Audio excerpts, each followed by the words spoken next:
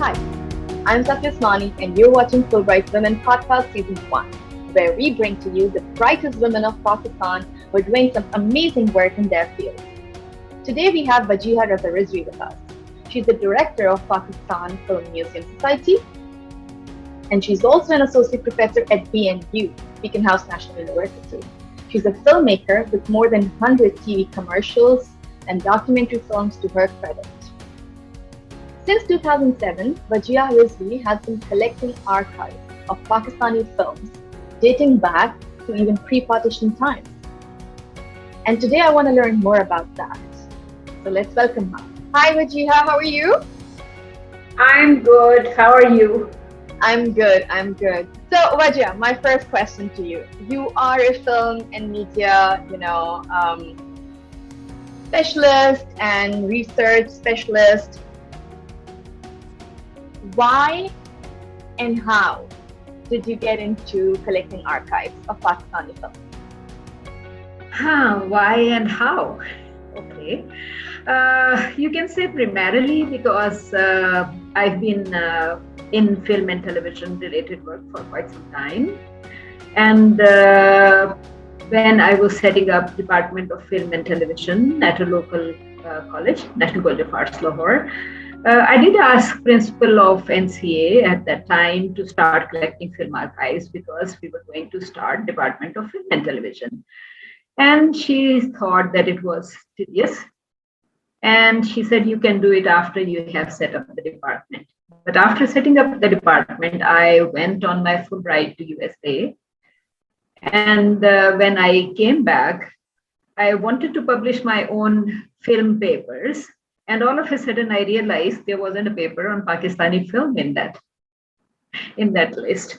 So I decided to collect film archives. I thought I'll go to Paniwala Talab and Lakshmi Chowk in Lahore. These areas are very popular for film production. So I just went there. And I think it was back in 2007 when I started collecting film archives myself. Yeah. So what was that first experience of actually, that encounter with Paniwala, perhaps, Talab? Paniwala Talab and Lakshmi Chowk. Yeah, I think if you go there, I wonder if you had been to Lahore.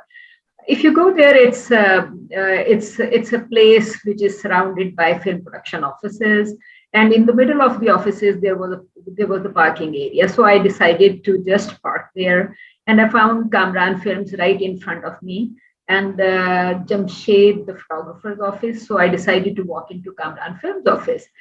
I went inside, so I was standing at the reception, and Kamran himself, I think, he probably could not relate to me, like I did not look like somebody who would normally be there to film production office like that. So he just walked to the reception and asked me what I was doing there.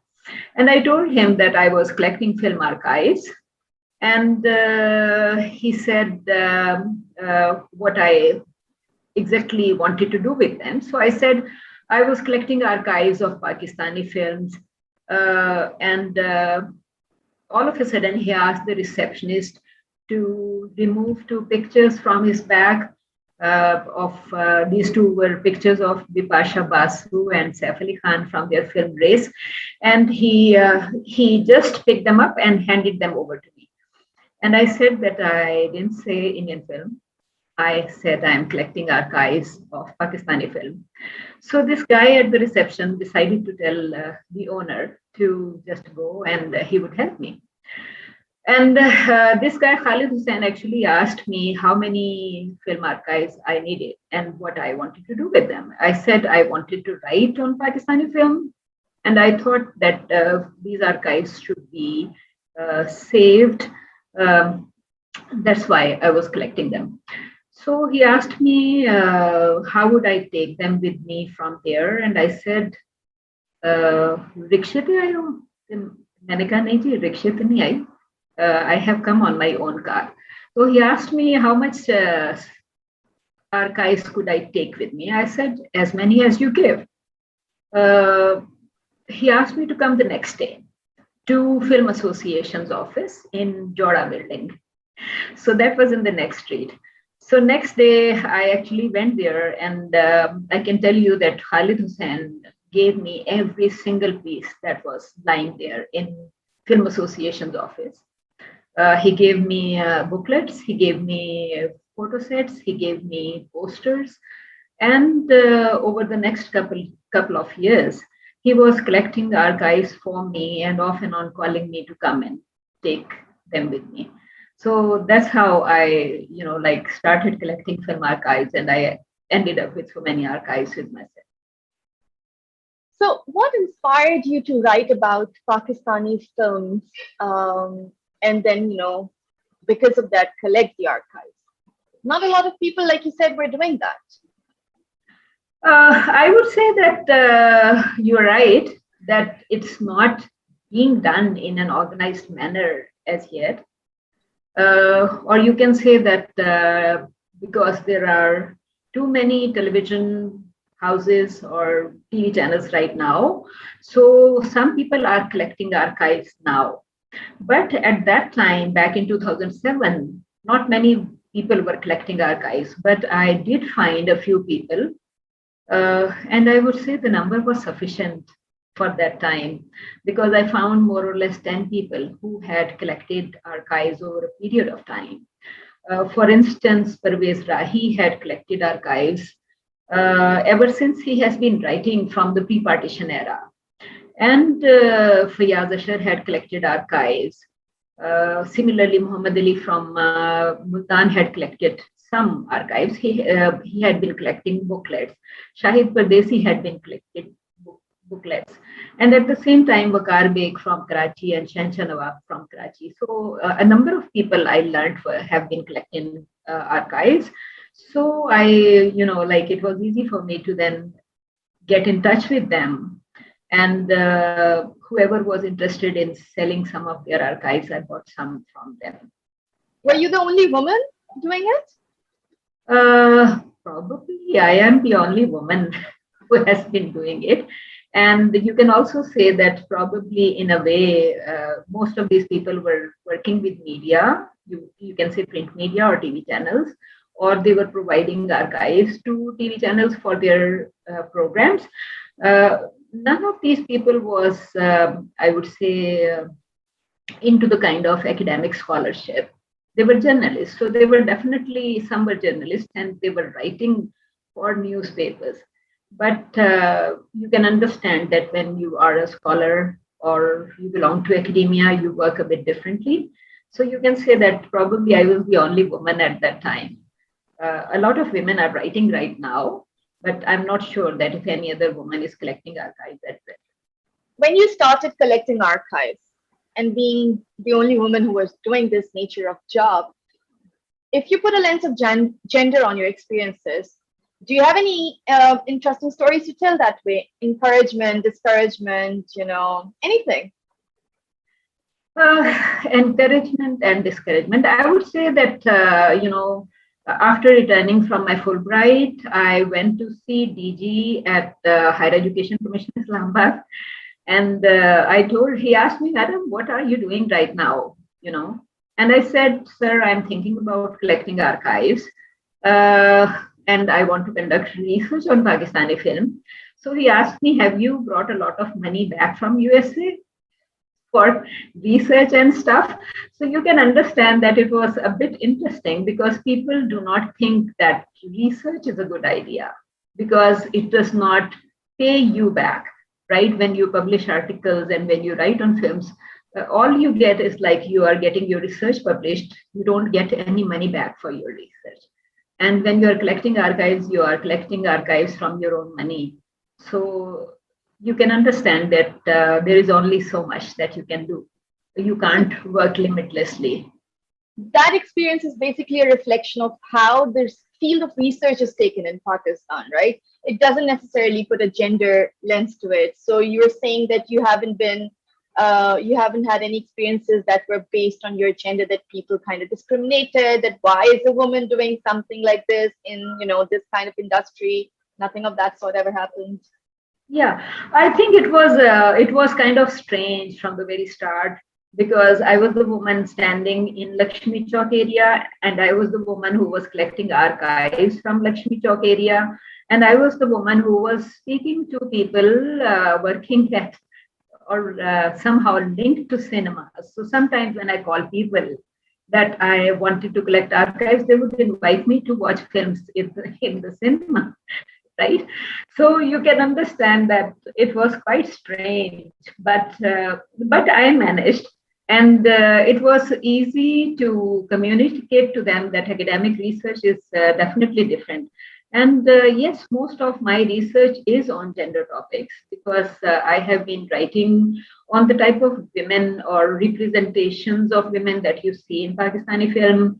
And I have been writing on women directors, producers in Pakistan, women who have worked on, who have produced films in different languages. So you can say that I have been doing that kind of work. So my work has historical perspective and also also gender perspective.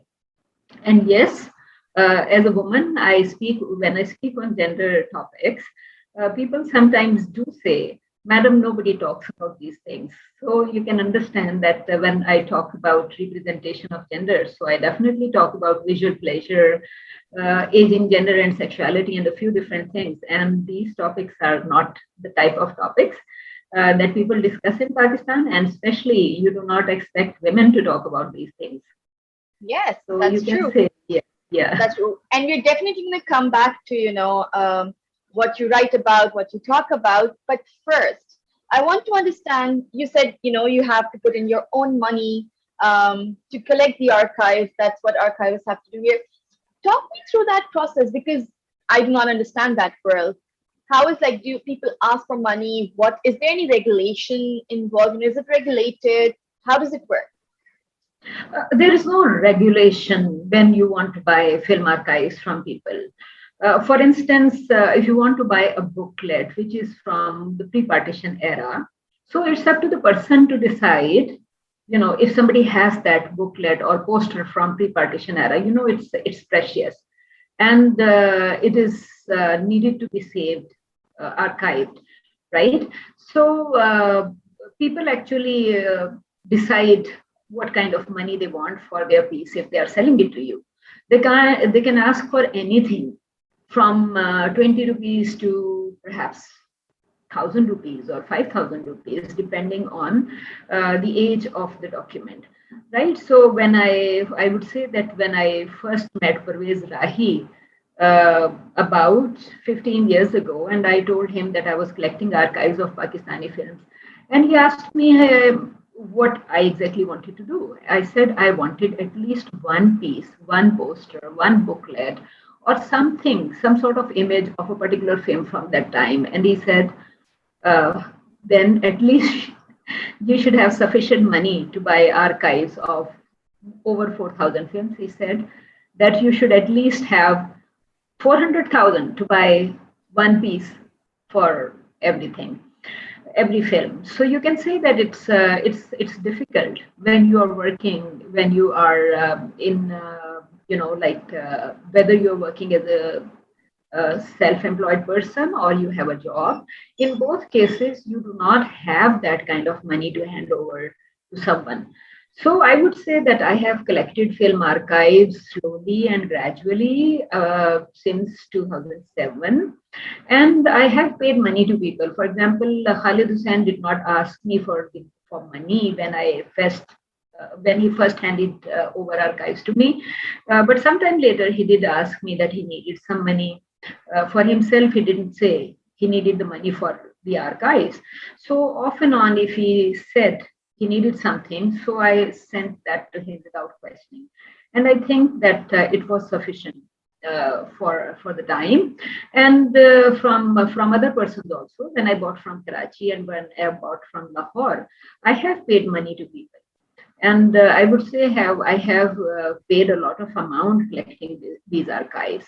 And I did want that when I use them for my personal work, I should also share them with other people. But you can understand that I cannot turn my house into a library. right? Because if I turn my house into a library for other persons, it would be difficult. That would have its own expenses. So mostly I use my archives for my own work. Do you have some? Can you talk about some of the favorites from your archives?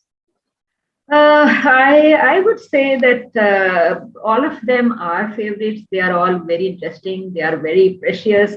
But I did pick up, like some of interesting booklets for you today. So if you can see this, can you see this? Yes, I And can. it says, Sultanate. So this is an old film, right? And then you would find, for instance, Surajmukhi, and then you would say Puran Bhagat, right?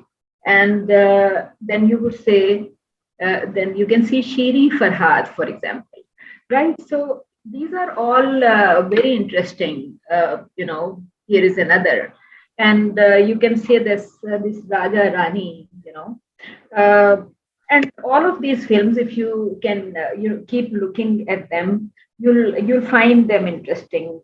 I think I had another here a bit earlier, and it was a famous film from Ayub Khan era. I'll just look for it for you, Behen Bhai. So it was interesting because he was into nationalism kind of thing. So you can say that he asked filmmakers to look at film stories in a particular way, and these films have all kind of things. So you can say that there are certain posters. I have shared a few with you, There were and some I can. fun stories. I remember once when we spoke, you mentioned Wahid Murad and Zeba. Can you talk about those fun stories and Yeah. those posters? I think I probably I told you about uh,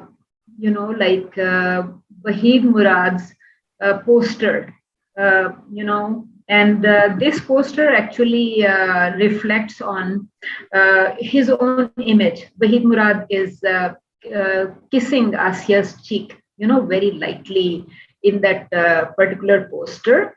And it's interesting because when Pakistani films actually, it's not our culture. So you would see that Wahid Murad is actually kissing the female protagonist in that particular poster. So I thought that was an interesting poster because I really doubt film actually had the scene. You have to look at the scene itself. Then there was another poster. If you ask about my favorite posters, I would say I really like the poster of Sheesh Mahal. I liked poster of film Balam, that is from the pre-partition era, and also poster of Noor Jahan from Pakistani film Dupatta. So these were quite interesting posters in the sense because they reflect on things, they reflect on our history, they reflect on like censorship, and they reflect on Pakistan-India relations when it comes to films. From the time when we were bartering films with India, and from the time when we were, for example, when we decided to ban Indian films. And Noor Jahan's Dupatta is very important in that regard because the day it was released in India, it was, I think, it was an interesting release, and cinema was filled with people. And next day, the Indian cinema was burnt. So Wow. when it was burnt, Pakistani film fraternity actually reacted very, very strongly. And that was the time we ended up with barter policy. We said, okay, we will send one film and we will screen one of yours here. We really need to assess if the decision was good or bad because we left a larger market when we talked about barter and those sort of things. So I would say that these posters are very interesting. And when you look at, like the posters that I have mentioned, they also reflect different kind of printing and poster making techniques as well. So they are interesting in every respect. Earlier you mentioned about Ayub, and we just also you talked about how certain posters were not representative of our culture. That is something I wanted to talk to you a bit more about. That, Yes. are there cultures, do they have a political backdrop? Do they talk about the political, social, ethical, moral backdrop of those times? There's kind of a timeline that we can look at through these posters, right? Right. For instance, when you look at Wahid Murad's poster kissing the female protagonist, you would say, like people would say that this scene needs to be excised from the film, though it was a very light kiss on her cheek. But people would say that it's against our norms, so this film cannot be screened. When you look at Pashto films, and many other films, you would see that these posters are showing something against the social reality of that particular area. Because in Pashto film posters, you would find women giving certain type of gestures, or giving or having the body language, or standing too close to a male, or hugging a male, or wearing dress which sometimes I really found offensive myself in some of the posters. But then it would surprise you, how come, how did that happen? Because knowing that this area has a parda kind of culture, you would really be surprised to look at women in their film posters. And then you would also find posters even in Punjab, yeah, or hoardings in Punjab that would show women in, kind of dresses, or are having kind of bold figures, or dancing in the rain, revealing their bodies partly, not fully. That would actually surprise you, because that's not part of our culture. And then you would talk about it, like when did this rain dance culture start in Pakistani film? And you would realize that rain dance culture and dirty film culture actually was increasing in Pakistani film in kind of after Bhutto, Zulfikar Ali Bhutto, or post their era also. In particular, because when we started talking about Islamization and terrorization that is mostly linked to their era, we would say that lots of film were produced in regional languages, and regional languages were not exactly promoting the kind of culture that Urdu films of 1960s were promoting. 1960s films focused more on kind of chui mui girl, wearing dresses that fully covered her body. This woman will never make eye contact with male. She was trained not to, look into the eyes of the male or elderly people. But later, you find the Punjabi film heroine dancing in the rain, and male actually standing in the middle, and she would be dancing all around him. So that though you can say that cultural norms in films were actually changing. So in Punjabi film, you will find a variety of women. You will find traditional Punjabi jatti, and you would also find somebody who is traditional yet very bold, like Heer. She represents kind of role reversal, because she's the one who leads Rancha. It's not Rancha who is, Rancha is more feminine-ish, and she is exactly the opposite. So, and then you would find rain dancers, you would find Bali Jatti, you will find Madam Bavri. So you would see that there is a large variety of Jattis in Punjabi films as opposed to Chui Mui Girl of Urdu films. So there is a greater variety of women in Punjabi films. And when you especially talk about, like state's role, government's role in it, you would see that in 1970s, when Pashto film production started, Pashto films, like in Zia era and in Bhutto era, finance actually shifted from Urdu to Punjabi and Pashto films partly.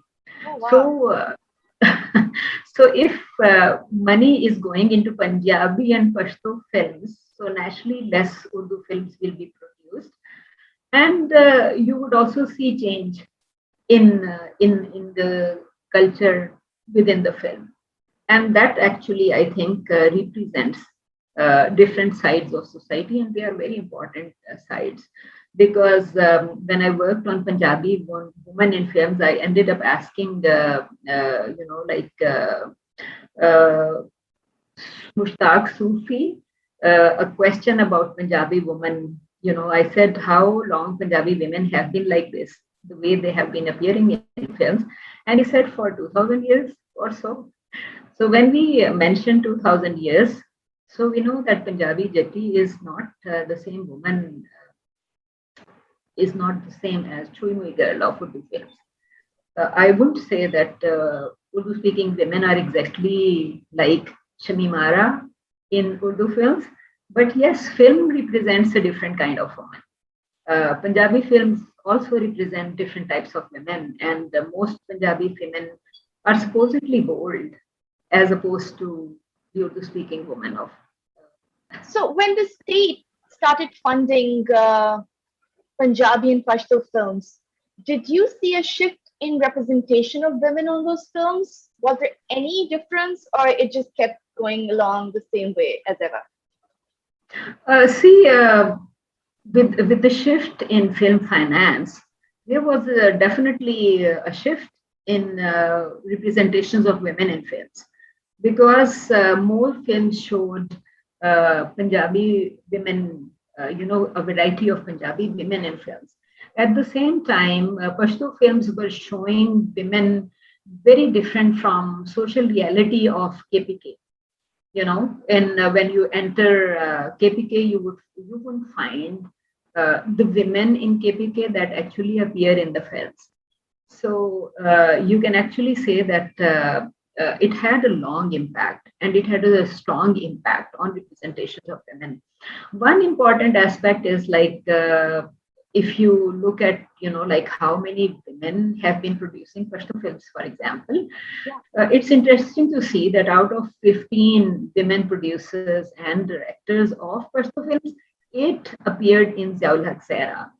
So that's again very interesting, because when you are looking at content of Pashto films, so it's an interesting reality. So you try understanding it against the reality of Zia era, in terms of Zia demanding on female image censorship, like women should cover their heads when they appear on screen.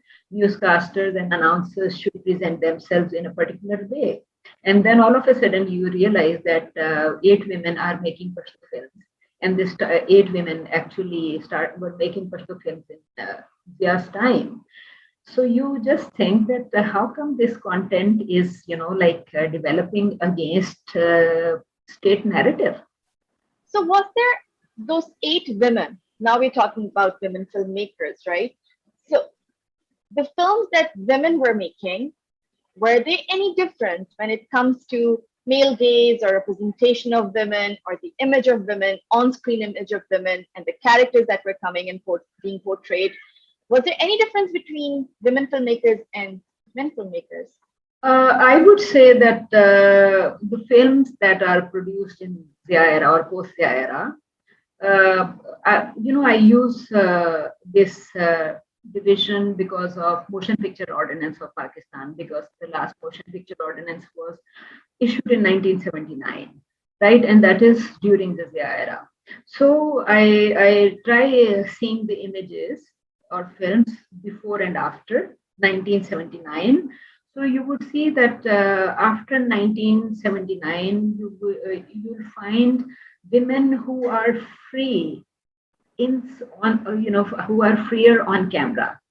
So if you talk about, for instance, Duria Kazi actually said that women in films, you can say that women in films and society, they were going in opposite directions. In 60s films, or before Zia, you would find women who are looking more traditional, and the women who were in society were wearing, for example, maxis, double breast shirts and trousers. So that is before Zia, right? And after Zia, when we see Islamization process, all of a sudden we realize that women are more traditional uh, in society because abaya culture increased after Zia, and the women in film were, like, just the opposite. They were dancing in the rain. They were, they were dancing anywhere.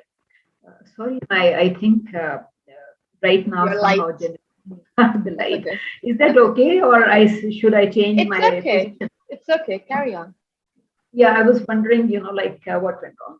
So all it should have instantly started. I don't know why it normally it happens instantly.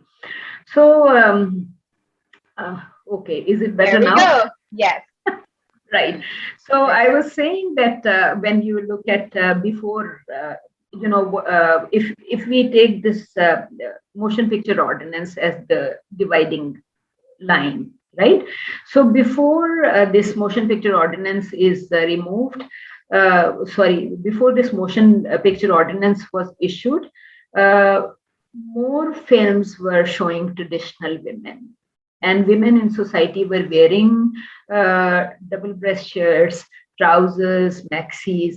And with Zia's Islamization in society, you would find that you find more women are wearing abaya or covering themselves, or have dupattas on their heads. Mm. And at the same time, you find these dancing, like rain dances, and freer women appearing in uh, in the film. So that's why I think lots of people actually say that cinema and films and social reality actually move to opposite directions around that time. So what When you're essentially saying is that film was being used as a medium to find escapism from, whatever was going on in the society in terms of image of women, because that's what we're talking about right now, right? like, yes, sure. I think you can definitely say that films actually reflect escapism from social reality of the time. Because when women were freer, women in films were traditional. And when the women in society were forced to be, forced to have traditional look, we find freer women in films. You talked about Zia's era. Was there any interesting observation that you found in Musharraf's era? In Musharraf's era, when when you speak to film fraternity, most of them would say that new millennium was the time of decline, right? Because when you talk about films, uh, in Ayub's era, we had already reached, a number. You can say from 30 to about 100 when Ayub Khan left, right? In Yahya Khan's era, again, the number of films was 90 to 95. In Bhutto's era, we see the peak, 113, 112 films in a year, right? And when in Zia's era, when people talk about decline, I think they are talking about moral decline, because production, if you call film a business, number of films was still 95 to 100. When you talk about decline of film, you all of a sudden realize that in Musharraf's era, women made more films as opposed to earlier eras, because at a time when number of films was declining, like Lahore was making lesser films, all of a sudden there were new filmmakers. So if you talk about male female ratio in terms of film production, you would realize that ratio had tremendously improved during this time of decline, because more women filmmakers actually emerged in Musharraf's era. Oh, fascinating.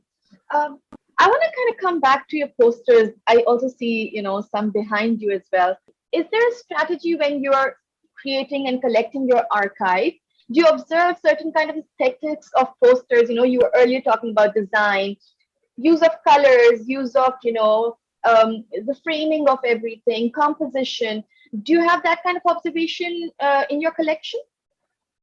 Um, yeah, you can say that definitely there is a change in technology.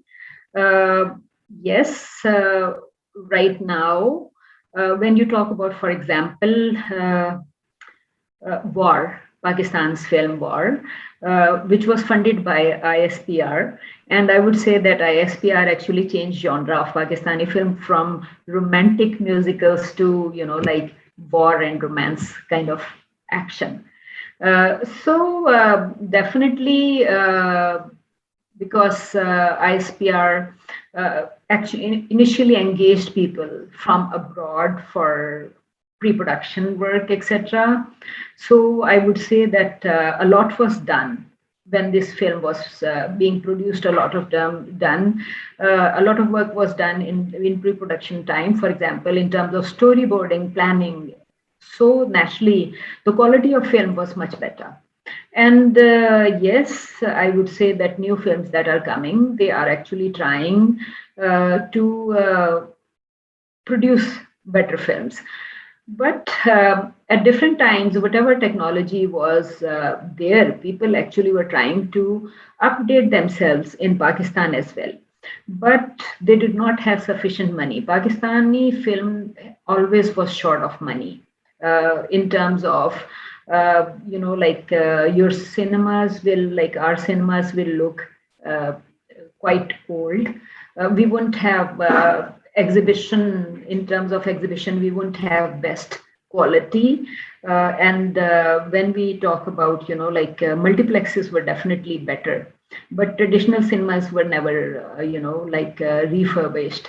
And in terms of film production, I think that our film industry is short of funds.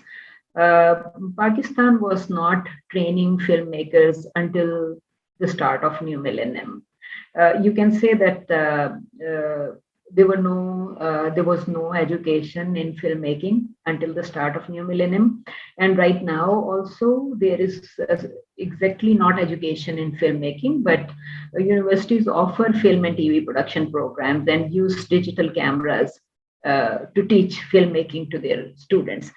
So there are limitations, and then when students produce films, you know, they don't have sufficient funds because I'm what I mean that film industry is short of funds and film training suffers from short funding as well.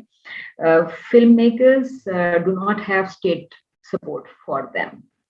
In terms of the post, you collect, 2D material, print material, and print publicity material, booklets, posters, and you've been collecting them for a while. Is there a difference you've noticed in the publicity, in the publicity material that was being created for the films earlier on and the films that are being created now?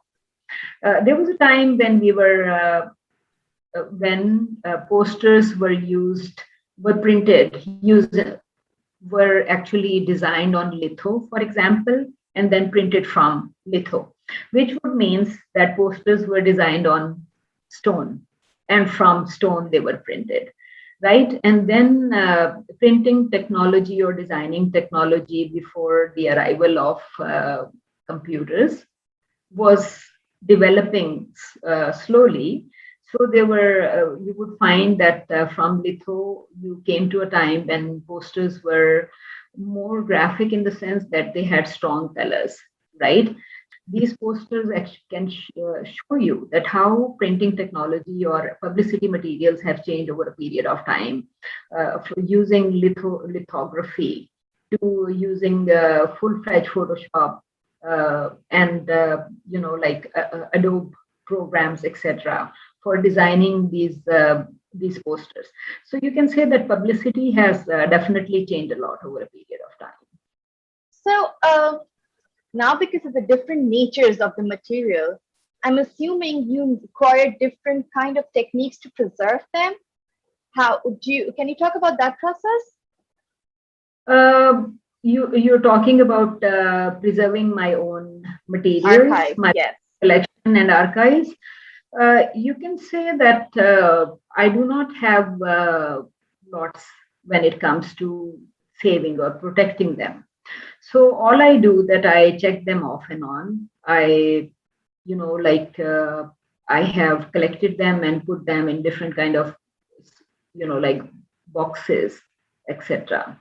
And then I have posters that basically, when you are curating these things, you have to maintain certain temperatures. You have to have special space for them. So you can say that I do not have that kind of, though I have plenty of space in my own house, but that I do not have, I haven't displayed them all over my house. I have them, I into 3 different rooms. So I just collect them. I have basically put them in boxes after looking at them. And I have created, a kind of list of most of materials that I have. So you can say that it's slightly difficult to work on your own, do the other work, writing for encyclopedias, teaching at the university, making films off and on, and then also trying, like struggling to create a list of your own archives. I think this is too much work. No, I completely understand. And it's also unfortunate, But to wind it up, Wajiha, what would you say if you have to summarize what kind of support are archivists looking for, archivists in Pakistan, looking for from perhaps the community and also the state? I would say that probably with so many universities now offering programs in film and television production and research, they are taking interest in collecting archives. So I can say that a couple of universities from public sector did ask me to, bring my archives to them. But then it would also mean that I will need their permission to look at my own archives. So you can say that basically, probably Pakistan government should look into it because these are parts of our history. So I have thought about it that eventually, because some people have, mostly I have bought, but I think I last received a couple of boxes from somebody who thought he is too old himself. So Parvez Rahi sent me some archives. I have bought lots of archives from him, but he offered me some free of cost, thinking that he's about 90 years old. So he thought that they should be passed on. So you can say that eventually, when I look at my own archives, I know that probably I'll have to pass them on. If my daughter doesn't want them and my children doesn't want them, I'll have to pass them on eventually. So I have thought about it, and I think government needs to support archiving, and probably government should make film museum. But if I have to pass on my archive, I think I'll probably pass them on to main library of Punjab University because that's a public sector university, and I would be interested in public reaching these materials. And personally, I think that main library is a better option than any department's library because more people have access there. So essentially what you're talking about here is passing on a legacy, a legacy that is being created out of sheer passion and not much support from the state. And it's not just you, it's also some more people around you, just doing it out of love and passion for filmmaking. And I think right now all I can extend is gratitude and a hope that perhaps, the state would come forward at some point, right, and play their part, to help the industry and the archivists who are trying to preserve the industry in their own ways. Yeah, I think you are definitely right. I think that PNCA in Islamabad and maybe Pakistan Archives are the places who can think about these things. And I would think that, Punjab Lok Rahas, because they published a book on Pakistani film, so they may be interested in this kind of work. But I do think that this is a larger project, and Pakistan government should support both the film industry and Pakistan government should also look into archiving these materials, because this is the history in the making. So we have lost history that was there, and we are losing both history that was there and the history that is in the making. So Indeed. we need to take care of both. Yeah. Indeed. Thank you so much for your time, Wajiha. It was so much fun talking to you. I've learned so many interesting stories. And next time when I'm coming to Lahore, I intend and I hope to get in touch with you so that I could have a look at some of the posters and booklets that you have in your archive. Sure. Thank you you so much. It was very nice talking to you, and I enjoyed this whole conversation, and I am grateful you had time to look into this, right? Thank you. And Thank you so much.